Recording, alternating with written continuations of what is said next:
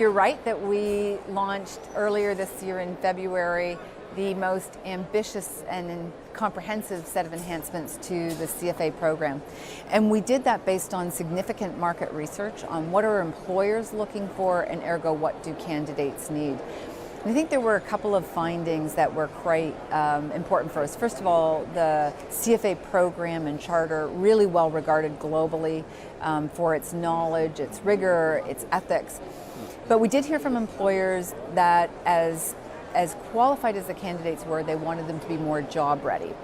And so we added practical skills modules, which are 10 to 15 hour digital online courses.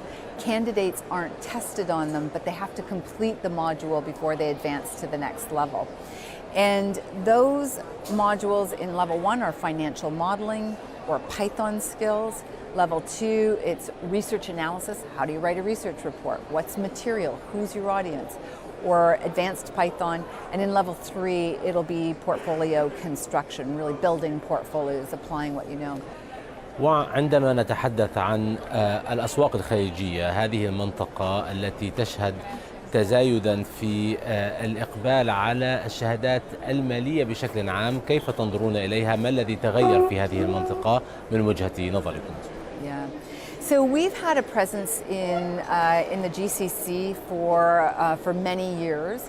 A couple of things I noticed though. One is in the early days as they were building out those big pools of capital, you know, the sovereign wealth funds, some of the pension stuff, a lot of imported talent. So a lot of Canadians, Brits, Americans, a lot of CFA charter holders.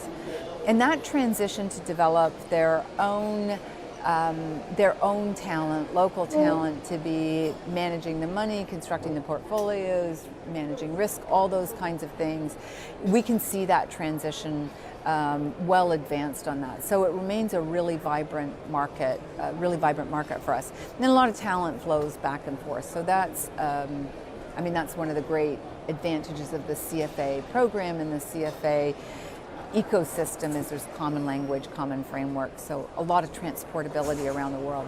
أيضا يتغير عالم الاستثمار يوميا مع تطور الذكاء الاصطناعي والذي يعني غير من العمل والتعلم، فكيف تأخذون هذه الثورة بعين الاعتبار في مناهجكم؟ So I think there has been, rightly, some concern around AI and what jobs are going to be displaced. And so this past year we've taken an extensive look at AI and its impact on the industry and specific job roles. And for the types of roles where a CFA charter holder in particular plays a role, is that AI can augment what investment professionals can do, whether that be thinking about client risk profiles, evaluating investment securities or building portfolios. So to give you an example, we were limited by the data and the efficiency with which you could process the data to make investment decisions.